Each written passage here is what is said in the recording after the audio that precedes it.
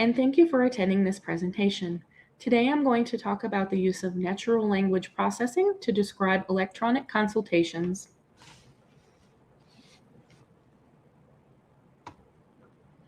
First, I would like to start by describing what an electronic consultation, or eConsult, is and how they are used. Electronic consultation, or eConsult, is a method of asynchronous communication exchanges between a primary care provider and a specialist provider regarding specific patient-focused clinical questions. Now, unlike traditional telemedicine, this is not an interaction between a doctor and a patient, but rather between two providers in order to support primary care management of specialty conditions within the primary care setting. This valuable telehealth tool can help build capacity within the primary care medical home. This enables clinical decision support and training for local PCPs who are then able to provide a broader range of care to their patients. eConsult can reduce the need for in-person specialty visits, which allows quality health care to be delivered to patients in communities where in-person specialty care might not be available. Okay, so why talk about eConsult today at a natural language processing conference?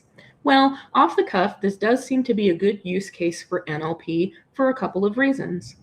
First, there are a lot of unknowns for this novel method of telehealth delivery. We at University of Colorado are part of a national initiative which launched in 2014, and the University of Colorado joined in 2018. As of today, there are approximately 36 academic medical centers nationwide participating in this initiative. So this is not something that everyone has access to, and this gives us a unique opportunity to contribute to the body of knowledge. We also know that healthcare use cases of NLP from other use cases of NLP that there is a lot of value in using language processing to extract key insights. So eConsult does seem like an area where NLP might be a good fit. Let's find out.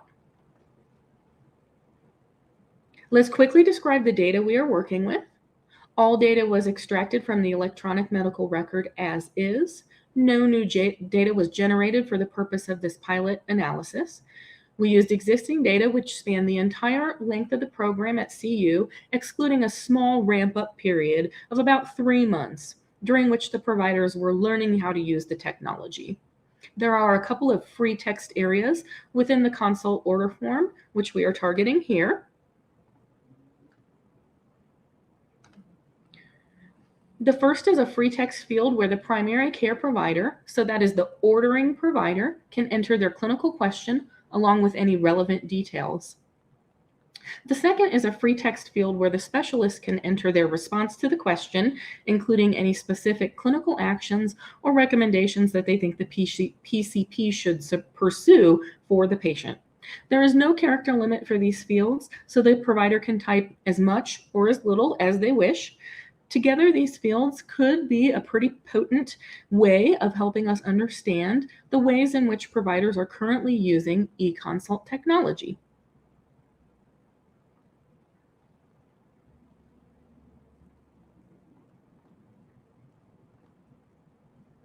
Okay, so I kept it pretty simple for the methodology for this exploratory pilot, using n-gram analysis along with histograms and word frequencies and word clouds to describe the data.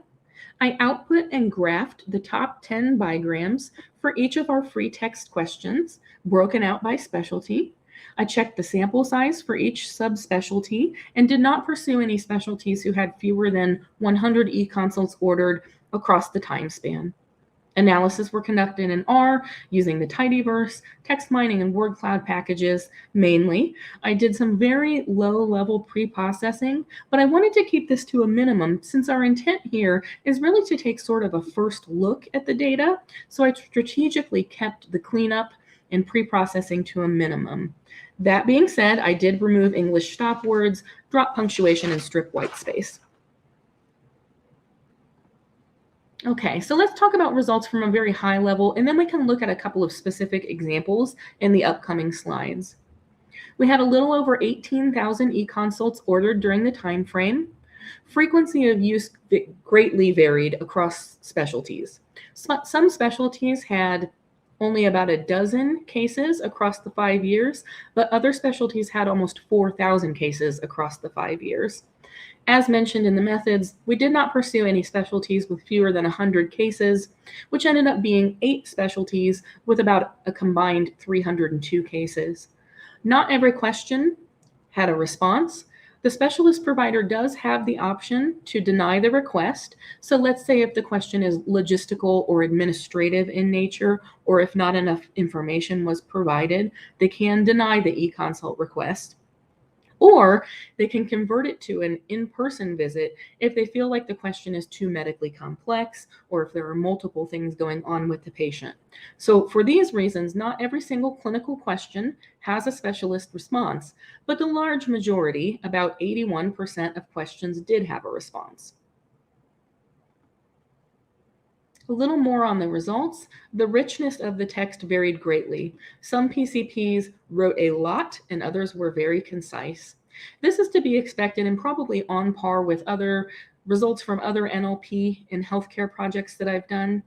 Some writers put great effort and care into their text, others don't, and this is not necessarily unique to the current analysis. I think we see this in a lot of healthcare NLP projects.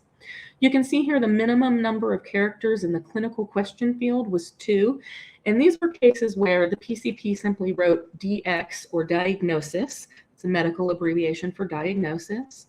But other cases had upwards of 20,000 characters. The response field had a little bit less variability, with a minimum character count of 6 and a maximum of 6,000. All right, now for some key results. Most specialties displayed clear use cases and response trends for eConsult orders, and even specialties with relatively little data offered good insight. Let's examine a couple of cases more closely now.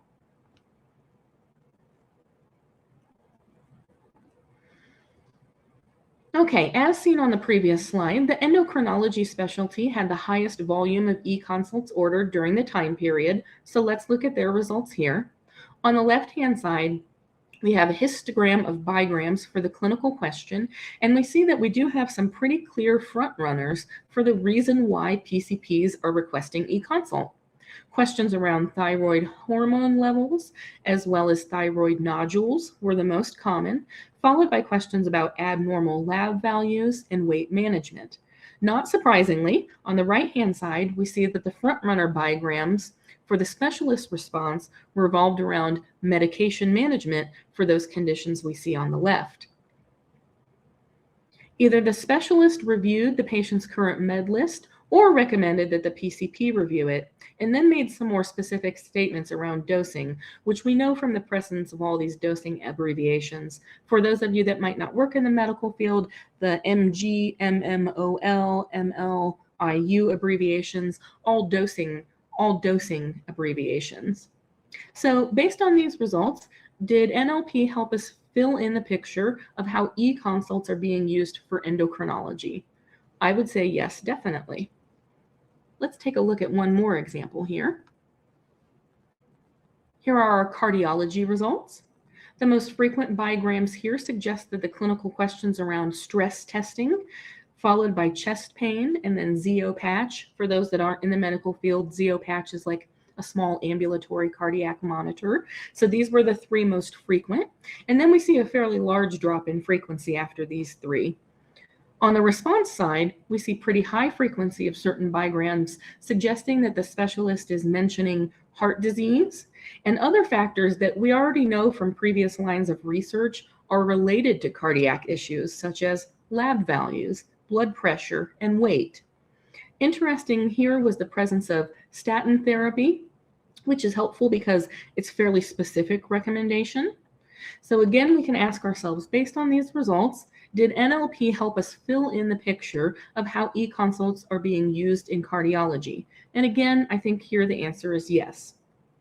Okay, so at this point, you can probably see that we were able to successfully extract some insights using NLP on our high-frequency specialties. But what about the low-use specialties? How did NLP fare when trying to describe those with less data to work with? Well, not bad, not as good as the previous slides, but still, I would say we have some insights that we can glean here. So here you can see the graphed results from the least ordered specialty, which was medical oncology, who had 153 eConsult orders during the 5-year time frame. While the frequency of bigrams here was much smaller than in the previous slides that we looked at, we still can glean some insight about how providers are using eConsults in this specialty. Based on these results, it looks to me as though PCPs are asking less about cancer per se and more about the management of clinical symptoms that come from cancer, such as weight loss and abnormal labs. On the right-hand side here, we can see that the technique is starting to lose some of its effectiveness. It's not quite as informative for the response, and the recommendations here are becoming more generic, such as clinical information, which really isn't specific enough to be meaningful, and this is probably happening because of limited data. All right, so let's talk a bit more about the impacts of this work. First, we'll take a look at some of the more global impacts of this work. As mentioned during the introduction, research on electronic consultation is sparse, given its newness as a form of telehealth. Therefore, most insights that we generate could be impactful for the field. Specifically, we can begin to understand the most common reasons why primary care providers are ordering an eConsult for any given medical specialty, and in turn, the most common actions that are being recommended in response to the question. We are doing all of this without the need for additional data fields being added to the template in Epic.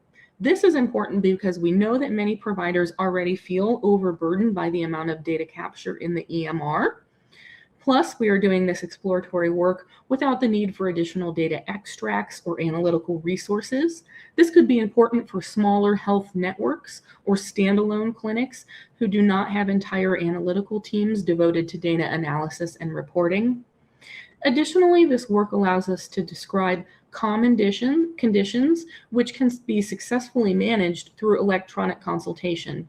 This means fewer in-person visits for the patient, which I'm sure that the patient will appreciate, but it also means that those appointment slots that could have otherwise been used for conditions that could be managed via eConsult, those appointment slots are now opened up for patients with more complex or urgent issues. In other words, possibly shorter wait times to receive specialty care. Now, this could have really important policy implications for the way that we manage healthcare, and we've demonstrated the feasibility of this using natural language processing. So how cool is that? Let's talk a little bit more about the in-house impacts of this work. We can use key insights to retrain or refresh provider education as needed, and we can use insights to refine the order templates as needed. For example, some providers entered C comments in the clinical question field. They aren't really supposed to be using the free text field this way, so we can use this as an opportunity to retrain. Other PCPs may have entered too little information. Those examples we talked about where they wrote diagnosis or anxiety or something which is not really enough for the specialist to go on. In these cases, the specialist will likely just respond back and say, please provide additional information. So what is the point of an exchange like this? We can use this prelim information to re-educate and hopefully help streamline the provider exchanges. And hopefully this will get even more meaningful data for us in the future. One final and important note on impact: the data visualizations created from this work were easily understood by our non-technical partners. The word clouds were generally very well received by our clinic staff, who found them easy and intuitive to understand. There are some limitations of our work. As always, the ability to mine information depends on the quality or the robustness of the text, which we know won't always be great. We know that providers are busy, we know that they are often in a hurry, and thus the text might not be as comprehensive as we would like it to be. We did have some pre-processing challenges where it appeared as though providers may have been using dot phrases or quick text within the free text fields. So this led to over-representation of certain phrases like you see here. So contingency plan, rationale and or evidence for response, provider signature and credentials. Those aren't helping us to glean the types of insights that we wanted to out of these data fields, but nonetheless, they were frequently there. So suspect that it was a dot phrase or a quick text that had been embedded, and that was a challenge. Lastly, we have limited generalizability, which stems from the fact that electronic consultation technology is not evenly distributed across the state of Colorado. There are many rural and frontier areas in our state which do not have any participating primary care providers. So no one to order the eConsult in those areas means that they aren't represented in our data. And as a result, it is likely that our data overrepresents conditions from urban and suburban dwelling patients. A couple of main takeaways from this work as well as next steps. From a high-level lens, I think that we can say that even simplistic methods of text mining and language processing are viable techniques to demonstrate patterns around the reasons why providers are using this type of telehealth. And this is true for most specialties, though we do see some reduction in viability of this technique for those with specialties with limited data. As mentioned in previous slides, this technique was well received by our non-technical partners, which is always good, and insights gleaned from this work could be used to drive decision-making and policy down the line. As for next steps, I think there are a number of directions that we might take this work. I have started to rerun some of the analysis, subsetting those questions which were most commonly converted to an in-person visit. And now this could be informative for our providers, but we could also use text classification and AI to build sort of a set of rules into the EMR templates such that the EMR recognizes if you see this combination of words, go ahead and let the provider continue to fill out the form as usual. But if you see this other combination of words, maybe the EMR will pop up an alert letting the provider know this might not be an appropriate use of eConsults based on our data. When we see this combination of words, we know that it is typically converted to an in-person visit. That way the provider has that information as they are filling out the form. There's a lot of potential directions that we could go from here. And if you're interested in finding out more, the trailer slide here has my contact info. And with that, I think we can open it up the floor to questions.